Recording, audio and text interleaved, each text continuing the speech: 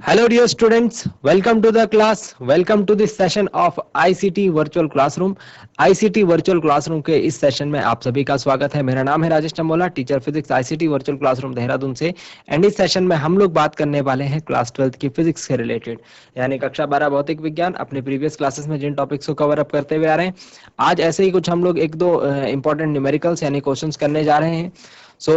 मुझे उम्मीद है आप लोग इन क्वेश्चंस को जल्दी जल्दी मेरे साथ ही सॉल्व कर देंगे और फिर हम लोग कुछ इंपॉर्टेंट डिस्कशन क्लास के एंड में करेंगे। आई होप आप सबके सब फिट फाइन हेल्दी होंगे, बिल्कुल रेडी होंगे क्लास के लिए, और आप लोग अपनी पोजीशंस ले चुके होंगे। आपने अपने पास अपनी नोटबुक वगैरह सब कुछ मेंटेन रखी होगी और आप लोग बिल्कुल रेडी होंगे क्लास के लिए। चलिए चलते हैं स्मार्ट बोर्ड के स्क्रीन पर और समझते हैं आज की क्लास से रिलेटेड इंपॉर्टेंट और इंटरेस्टिंग बातों को। सो डियर स्टूडेंट्स, अपनी प्रीवियस क्लासेस में हम लोग बात करते हुए आ रहे थे संधारित्र के ऊपर, यानी कि कैपेसिटेंस के ऊपर, ठीक है, और कैपेसिटर के ऊपर, सॉरी, और संधारित्र की धारिता यानी कि कैपेसिटेंस के ऊपर हम लोग बात कर रहे थे। हमने दो फॉर्मूलाज याद करे थे। अगर संधारित्र श्रेणी क्रम में जुड़े हों, अगर संधारित्रों का संयोजन किस में हो रखा हो, श्रेणी क्रम में हो रखा हो, तो हमारे पास जो तुल्य धारिता हो जाती है वो हो जाती है 1/c is equal to 1/c1 plus 1/c2 plus 1/c3, जहां C1 C2 C3 क्रमशः उन संधारित्रों की धारिता है जो कि श्रेणी क्रम में जुड़े हैं। और इसके अलावा दूसरा जो हमारे पास टाइप होता है वो होता है समांतर क्रम का, यानी कि संधारित्र जो है समांतर क्रम में जुड़े हैं तो तुल्य धारिता जो है C बराबर C1 C2 प्लस C3 हो जाती है। ठीक है ना। तो ये फॉर्मूलाज जो है, इन फॉर्मूलाज को हमने प्रीवियस क्लास में समझा था, ठीक है, और इस पर हम लोग कुछ न्यूमेरिकल्स आज की डेट में करते हैं। तो चलिए मेरे साथ क्वेश्चंस को लिखिए। क्वेश्चन लिखिए, एक छोटा सा क्वेश्चन है, काफी इंपॉर्टेंट है और इंटरेस्टिंग भी है। ठीक है, हमें एक फिगर दिया हुआ है जिसमें कि हम देख रहे हैं, क्वेश्चन पहले लिख लेता हूं, ठीक है, उसके बाद डिस्कशन कंटिन्यू करते रहेंगे। 10 माइक्रोफेरेड, 10 माइक्रोफेरेड, इसे क्या पढ़ते हैं, 10 माइक्रोफेरेड के 4 संधारित्र, 10 माइक्रोफेरेड के 4 संधारित्र, 4 संधारित्रों को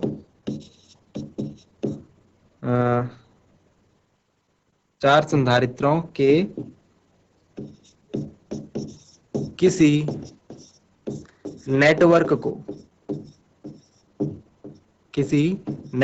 को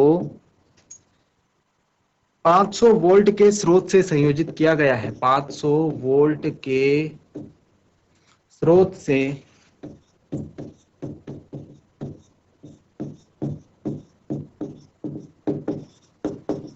संयोजित 500 वोल्ट के स्रोत से संयोजित किया गया है। ठीक है, 500 वोल्ट के स्रोत से संयोजित किया गया है। हमको क्या क्या फाइंड आउट करना है, हमको दो चीजें फाइंड आउट करनी है। नंबर ए नेटवर्क की तुल्य धारिता, नेटवर्क की तुल्य धारिता, एंड नंबर बी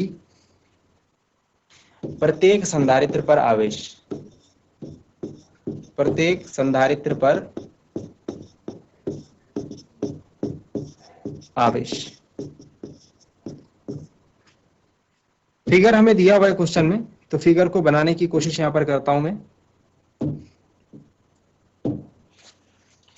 कुछ इस टाइप का फिगर है, ऐसे हमको 4 संधारित्र दिए हुए हैं।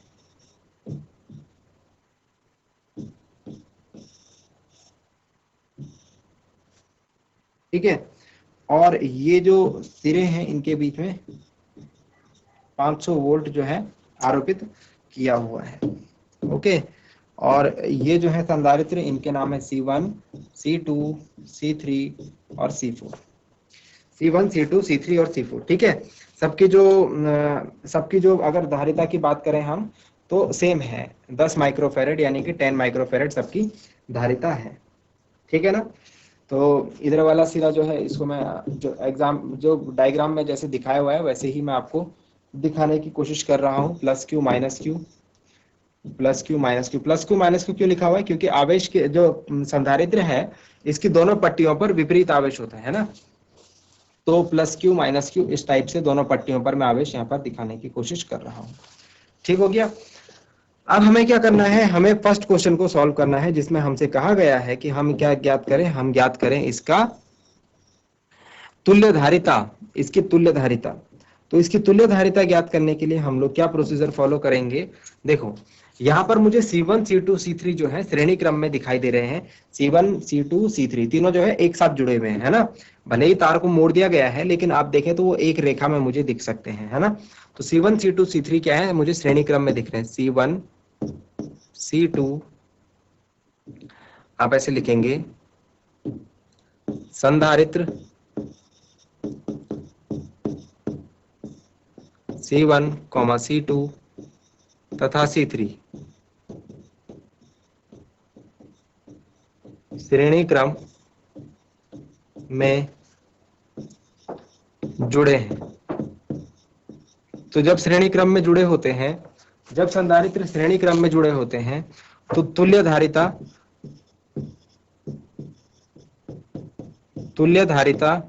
कैसे निकालते हैं, अभी बताया था 1/c is equal to 1/c1 plus 1/c2 plus 1/c3।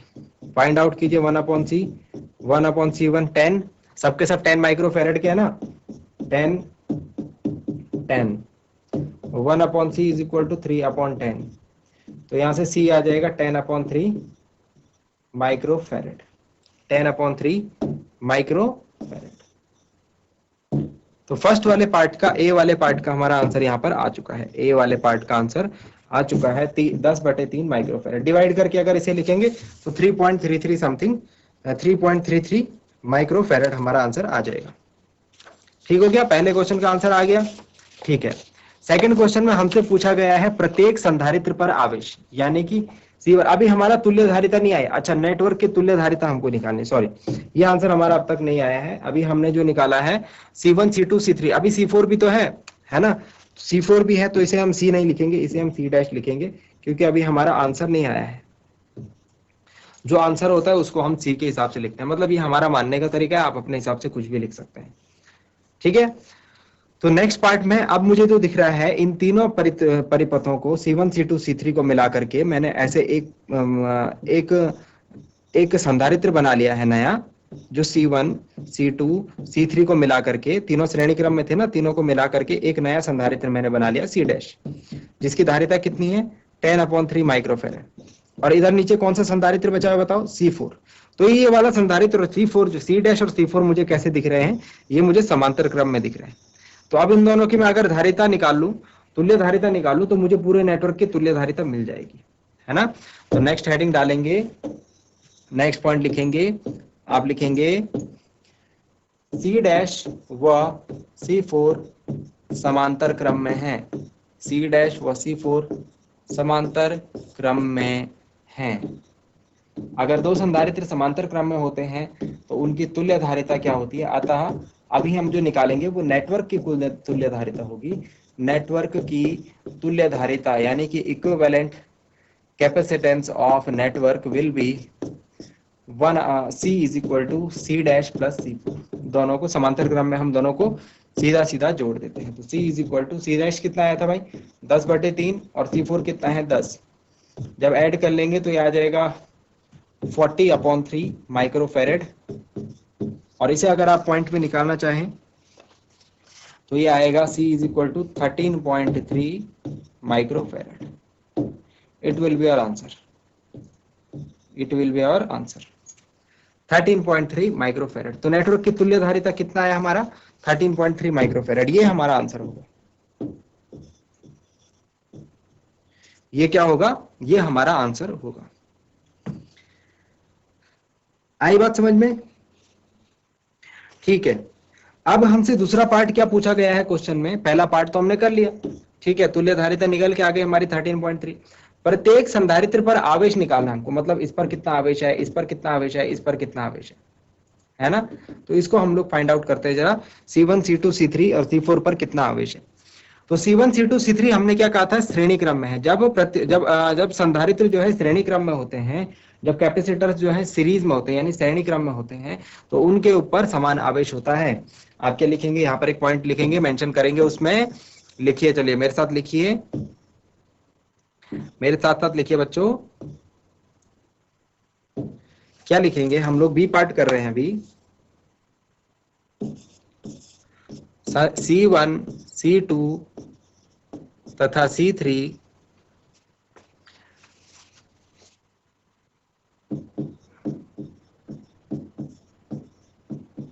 श्रेणी क्रम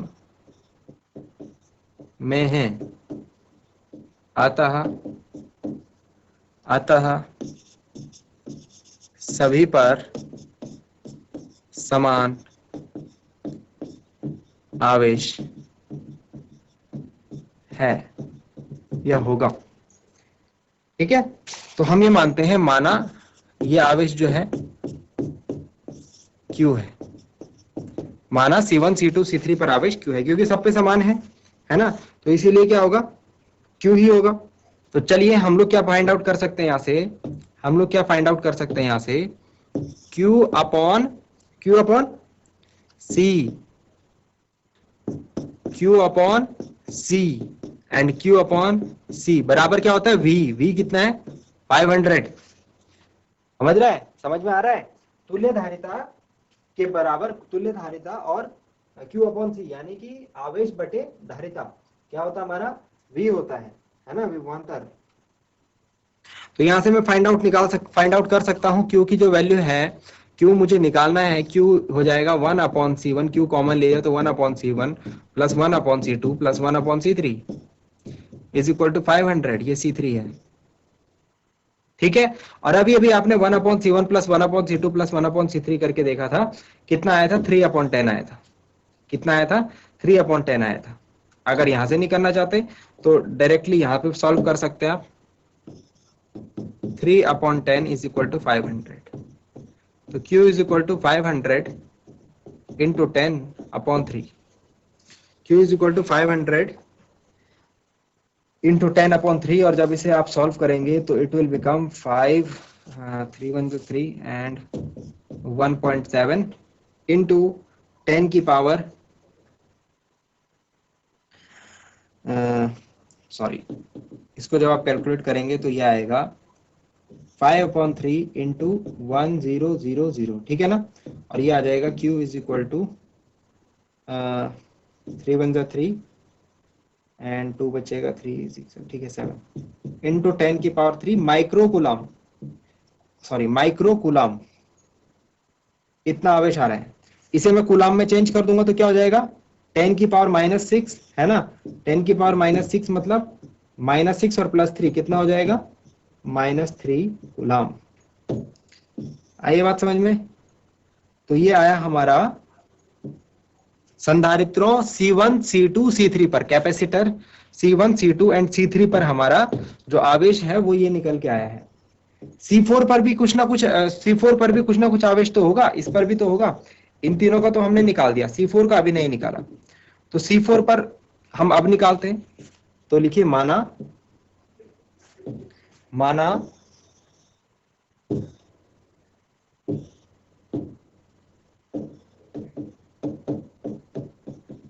C4 पर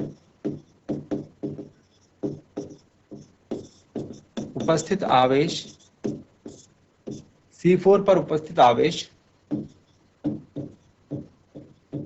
Q डैश है। C4 पर उपस्थित आवेश Q डैश है। तो फिर से क्या हो जाएगा, आवेश बटे धारिता बराबर विभवांतर, Q upon C is equal to V, है ना। V कितना है, 500, Q की जगह इस टाइम क्या है, Q डैश है, और संधारित्र कौन सा है, C4 है। ये चीज समझने में तो कोई दिक्कत नहीं आ रही होगी। Q dash is equal to 500 into C4, Q dash is equal to 500 into 10, Q dash is equal to 5000। Q dash को मैं ऐसे भी लिख सकता हूं, 5.0 इंटू 10 की पावर 3 माइक्रो कूलाम, और इसे कूलाम के टर्म्स में अगेन 10 की पावर -6 से मल्टीप्लाई कर देंगे, 10 की पावर -3 रह जाएगा कूलाम। आई होप समझ में बात आ रही होगी।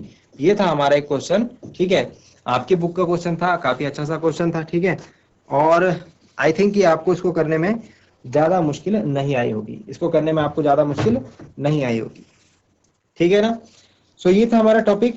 अब तक आप इस चैप्टर में जो जो चीजें सीख चुके हैं, अब तक आप इस चैप्टर में जो जो चीजें सीख चुके हैं, अच्छा आपने इस चैप्टर में काफी सारी जो है नई नई राशियों के बारे में पढ़ा है। अब तक जो राशियां आपने पढ़ी थी उससे काफी नई राशियों के बारे में इस चैप्टर में पढ़ा है। तो किन किन राशियों के बारे में पढ़ा है जरा उसको हम लोग नोट डाउन कर लेते हैं उनके बारे में, क्योंकि काफी सारे बच्चे जो हैं इनमें कंफ्यूज रहते हैं और बाद में इसे जो है भूल जाते हैं। भूलना नहीं है, आपको अगर कुछ चीज नहीं दिखे तो टफ तो होती है, बट हर एक चीज को जो है सॉल्व करने का, याद रखने का एक तरीका होता है, मैंने बताया था आपको। आप लोग ऐसे टेबल्स बना लीजिए, आप लोग ऐसे टेबल्स बना लीजिए, ठीक है। और इन टेबल्स में हम लोग जो है वो इंफॉर्मेशन को लिख करके याद कर सकते हैं।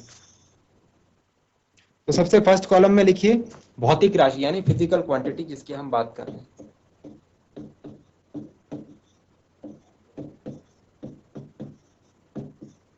भौतिक राशि। नेक्स्ट लिखिए प्रतीक, किससे उसको डिनोट करेंगे, सिंबल। नेक्स्ट लिखिए विमा यानी कि डायमेंशन, और नेक्स्ट लिखिए उसका मात्रक यानी कि यूनिट। चलिए, पहली जो भौतिक राशि आपने नहीं पढ़ी थी वो थी विभव, पोटेंशियल। पोटेंशियल को हम लोग कैसे डिनोट कर रहे थे, पोटेंशियल को हम लोग कैसे डिनोट कर रहे थे, वी से हम डिनोट कर रहे थे मोस्टली, और फाई से भी। तो फाई भी याद रखेंगे और वी भी याद रखेंगे, कैपिटल वी। विमा की बात की जाए तो याद है विमा आपको, M1 L2 T-3 A-1। मात्रक की बात करें तो मात्रक क्या है इसका, वोल्ट, और वोल्ट को भी वी से रखते हैं। तो इसमें बहुत कंफ्यूजन होता है बच्चों को, वी से इसको दिखा रहे हैं वी, जैसे सपोज विभव इज इक्वल टू 3 वोल्ट। अब इसमें कंफ्यूज हो जाएंगे ये क्या है ये क्या है। तो ये भौतिक राशि है विभव, ये इसका मात्रक है वोल्ट।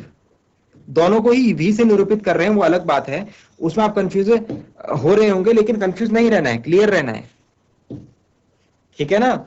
उसमें कंफ्यूज नहीं होना है, क्लियर रहना है। वी क्या है, वी विभव है, और वी क्या है, वी वोल्ट है।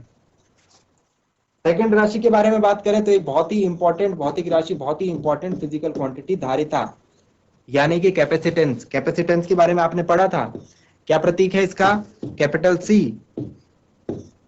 क्या विमा है इसकी, M1 sorry M-1 L-2 T-4 and A²। M-1 L-2 T-4 A²। और इसका जो मात्रक है वो है फैरेड, F, कैपिटल F से हम इसको डिनोट करते हैं, फैरेड। नेक्स्ट है ध्रुवण। पोलराइजेशन के बारे में भी हमने स्टार्टिंग में बात करी थी, किससे डिनोट करते हैं, कैपिटल P से, ठीक है, कैपिटल P से डिनोट करते हैं। अगर विमा की बात की जाए तो L-2 A और T, L-2 AT, ये होगा इसकी विमा यानी डायमेंशन। और इसके अलावा कूलाम प्रति मीटर स्क्वायर हो गया इसका मात्रक। और क्या पढ़ा था हमने, और हमने एक राशि के बारे में पढ़ा, परावैद्युतांक।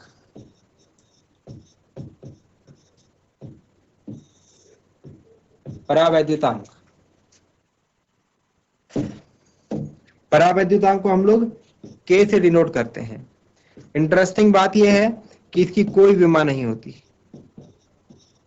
और विमा नहीं होती ये बात आप इसका ध्यान रखेंगे, मात्रक भी इसका नहीं है। तो इन राशियों के बारे में हमने इस चैप्टर में पढ़ा था। आई होप ये सारी बातें आपको क्लियर होंगी, सारी चीजें आपके दिमाग में होंगी, है ना। हमने काफी सारी चीजें इस चैप्टर में पढ़ी हैं, ठीक है। अभी हम और चीजों को भी डिस्कस करेंगे टाइम टू टाइम, बट आज हमने जो बातें करी हैं आई होप वो आपकी समझ में आई होगी।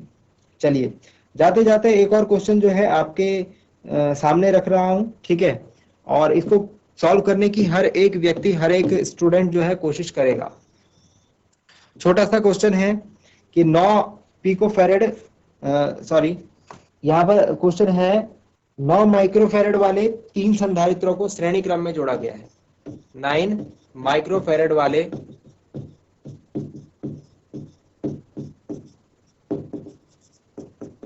3 संधारित्रों को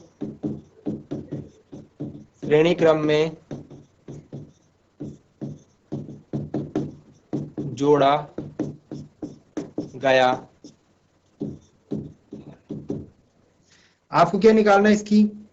नंबर 1 तुल्य धारिता, संयोजन की तुल्य धारिता या कुल धारिता। ठीक है, मैं इन शॉर्ट लिख रहा हूं क्वेश्चन को।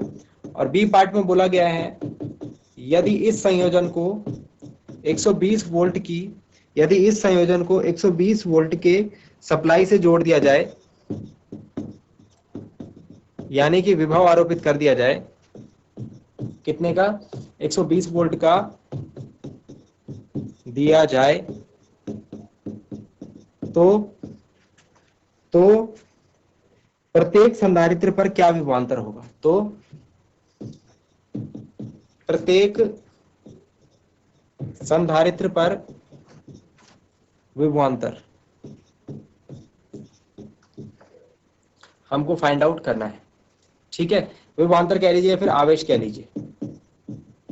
चलिए आवेश निकालिए इसमें। सॉल्यूशन देखेंगे इस क्वेश्चन का। सॉल्यूशन बड़ा ही सिंपल होगा। 9 माइक्रोफैरेड के 3 संधारित्र श्रेणी क्रम में जोड़े गए हैं। तो नंबर 1 पार्ट इसकी जो तुल्य धारिता होती है हम जानते हैं। तुल्य धारिता में हम क्या करते हैं? 1/C is equal to 1/C1 plus 1/C2 plus 1/C3। क्योंकि 3 संधारित्र हैं, 3 कैपेसिटर हैं, तो 1/C1 plus 1/C2 plus 1/C3 हमने किया। ठीक है, 1/C is equal to 1/9 plus 1/9 plus 1/9। 1/C is equal to 3/9। 3 1 जा 3, 3 3 जा 9। 1/C is equal to 1/3। इससे हमको पता चला C इज इक्वल टू क्या होगा? 3 माइक्रोफैरेड। यानी जो तुल्य धारिता होगी संयोजन की वो होगी 3 माइक्रोफैरेड, यानी कि 3 माइक्रोफैरेड। ठीक हो गया, तुल्य धारिता तो हमने निकाल दी। नेक्स्ट हमसे बोला गया है प्रत्येक संधारित्र पर आवेश, सेकंड पार्ट। तो आप जानते हैं, हमने अभी भी बात करी है, तीनों संधारित्र पर जो आवेश होगा वो समान होगा। C1 पर भी Q, C2 पर भी Q और C3 पर भी Q। और ये जो है 120 वोल्ट के बराबर होगा। यहां से मैं फाइंड आउट कर सकता हूं Q 1/C1 plus 1/C2 plus 1/C3 is equal to 120। ये वैल्यू आपने अभी भी कैलकुलेट करी है। 1/C1 plus 1/C2 plus 1/C3 अभी आपने फाइंड आउट करा है। ये आपका आया है Q 1/3 आया है। ठीक है, और इधर है 120 वोल्ट। ठीक है, तो Q will be equal to 120 into 3 and 12 3 जा 36, दैट मीन्स की 360 माइक्रोकूलम है ना। 360 माइक्रोकूलम का चार्ज यहाँ पर हमारे पास रहेगा। ठीक है, उसे हम कूलम में कन्वर्ट करने के लिए 10⁻⁻6 से मल्टीप्लाई कर सकते हैं। 10⁻⁻6 से मल्टीप्लाई कर सकते हैं, तो ये आ जाएगा 3.6 इंटू 10⁻⁻4 कूलम। आई होंगे, इंटरेस्टिंग लगी होंगी और आपने वो नोट डाउन जरूर करी होंगी। घर पे उन चीजों को एक बार रिवाइज करके जरूर लाइए। मिलते हैं अगली क्लास में एक नए और इंटरेस्टिंग टॉपिक के साथ। क्लास से जुड़ने के लिए आप सभी का बहुत बहुत धन्यवाद। Thank you very much and have a nice day.